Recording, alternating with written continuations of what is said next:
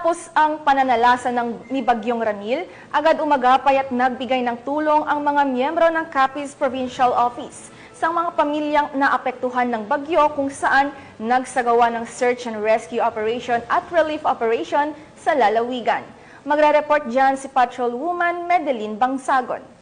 Sa gitna ng matinding pinsalang dulot ng Bagyong Ramil nito lamang ika-18 ng Oktubre taong kasalukuyan, muling pinatunayan ng mga tauhan ng Philippine National Police ang kanilang kahandaan at malasakit sa mamamayan sa pamamagitan ng mabilis na pagtugon sa mga apektadong lugar sa lalawigan ng Capiz. Ipinamalas ng Capiz Police Provincial Office sa ilalim ng pamumuno ni Police Colonel Albert D. Tapulaw, Provincial Director ng Capiz PPO, ang di matatawarang dedikasyon ng kapulisan sa pagtugon sa pangangailangan ng mamamayan sa gitna ng kalamidad, sa isinagawang search and rescue operation at humanitarian relief mission kasunod ng pananalasa ng Bagyong Ramil sa lalawigan ng Capiz. Bilang tugon sa malawakang pagbaha at pagkasira ng mga pangunahing daan, agad na kumilos ang mga tauhan ng PNP Capiz, katuwang mga kawani mula sa Philippine Army, Bureau of Fire Protection, MDRRMO, LGU, NGO, at iba pang pribadong sektor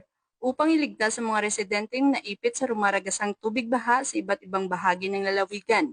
Hindi alintanan ng mga pulis ang pagod at panganib habang isinasagawa nila ang paglikas sa mga bata, nakakatanda at mga may karamdaman patungo sa mas ligtas na lugar. Kasunod ng operasyon sa paglilikas, nagsanib puwersa rin ang PNP sa iba't ibang ahensya at grupo sa pamamahagi ng relief goods, pagkain, tubig at iba pang pangunahing pangangailangan sa mga pamilyang labis na naapektuhan ng bagyo. Sa pamamagitan ng kanilang koordinasyon at pagkakaisa, matagumpay na naipaabot ang tulong sa mga libu-libong residente na nangangailangan ng agarang suporta. Ang tagumpay ng mga isinagawang operasyon ay malinaw na bunga ng matibay na kooperasyon at pagkakaisa ng lahat ng ahensya mula sa kapulisan, militar, mga lokal na pamahalaan, non-government organization at pribadong sektor. Pinapakita nito na sa panahon ng sakuna, ang tunay na lakas ng bayan ay nasa sama-samang pagkilos at malasakit ng bawat lingkod bayan para sa kapwa.